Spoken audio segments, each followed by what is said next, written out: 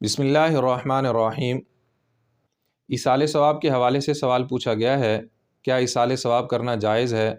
اگر جائز ہے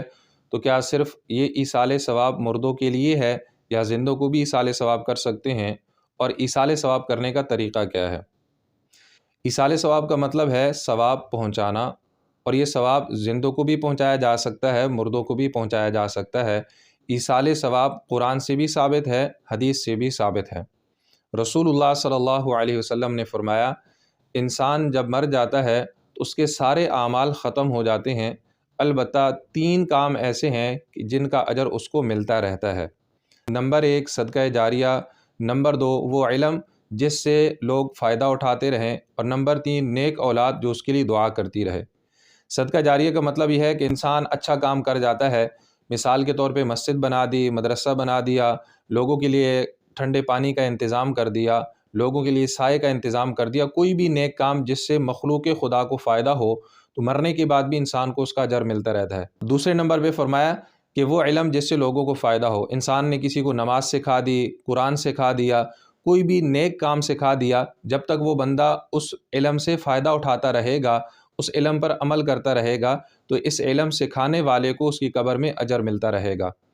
اور تیسرے نمبر پہ نیک اولاد کے بارے میں فرمایا کہ انسان اگر اپنی اولاد کو نیک بنا دے، وہ اس کے لیے استغفار کرے، دعا کرتی رہے، تو مرنے کے بعد بھی نیک اولاد کا ثواب انسان کو ملتا رہتا ہے، نیک اولاد کی طرف سے کی جانے والی دعاؤں کا اجر انسان کو پہنچتا رہتا ہے۔ آپ علیہ السلام نے فرمایا کہ ایک آدمی کا جنت میں ایک درجہ بلند کیا جائے گا، وہ اللہ سے سوال کرے گا کہ اے اللہ، میں نے تو کوئی نیک کام کیا نہیں، یہ درجہ کیسے بلند ہوا؟ کیونکہ میں تو دنیا سے آ گیا اور اعمال کا تعلق دنیا کے ساتھ ہے، انسان مرنے کے بعد تو کوئی عمل نہیں کر سکتا۔ اللہ رب العزت اس کو جواب دیں گے، تیری اولاد نے تیرے لیے دعا کی ہے جس کے بدلے میں جنت میں تیرا درجہ بلند کیا گیا ہے۔ اسی طرح حضرت ابو ہریرہ رضی اللہ تعالیٰ عنہ کی روایت ہے، آپ علیہ السلام نے فرمایا، جو آدمی قبرستان جائے، سورۃ الفاتحہ پڑھے، سورہ اخلاص پڑھے، سورہ الہاکم التکاثر 30ویں سپارے میں ہے،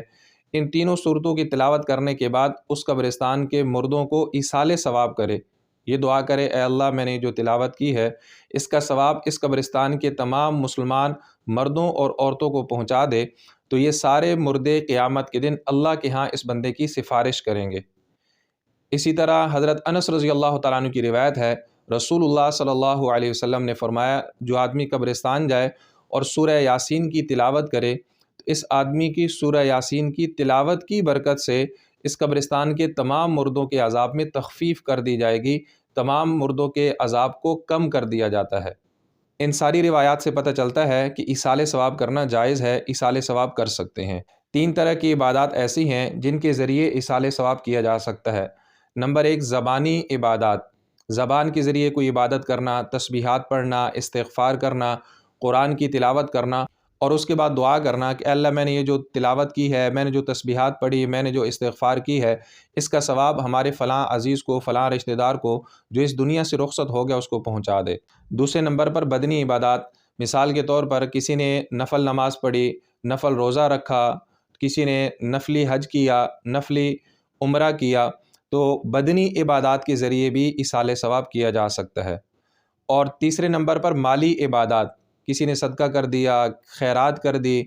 اپنے مال کے ذریعے کھانا تیار کروایا اور کھانا مسکینوں میں تقسیم کروا دیا، تو ان تینوں طرح کی عبادات کے ذریعے ایصال ثواب کیا جا سکتا ہے۔ یہ بات ذہن نشین کر لیں کہ جو چیزیں بندے پر فرض ہیں، جو اعمال فرض ہیں یا واجب ہیں، ان کے ذریعے ایصال ثواب نہیں کیا جا سکتا، باقی نفلی عبادات کے ذریعے ایصال ثواب کرنا جائز ہے۔ اور جو بندہ ایصال ثواب کرتا ہے وہ یہ نہ سوچے کہ میں نے یہ نیک عمل کیا اور اس کا ثواب صرف مردے کو پہنچا، ایسا نہیں ہے، بلکہ انسان جس عمل کا ایصال ثواب کرتا ہے، جتنا ثواب مردے کو پہنچتا ہے، ایصال ثواب کرنے والوں کو بھی اتنا ہی ثواب ملتا ہے۔ اللہ تعالیٰ سے دعا ہے اللہ رب العزت ہمیں اپنے عزیز و اقارب، اپنے والدین جو اس دنیا فانی سے رخصت ہو چکے ہیں، ان کے لیے زیادہ سے زیادہ ایصال ثواب کرنے کی توفیق عطا فرمائیں۔ السلام علیکم ورحمۃ اللہ وبرکاتہ۔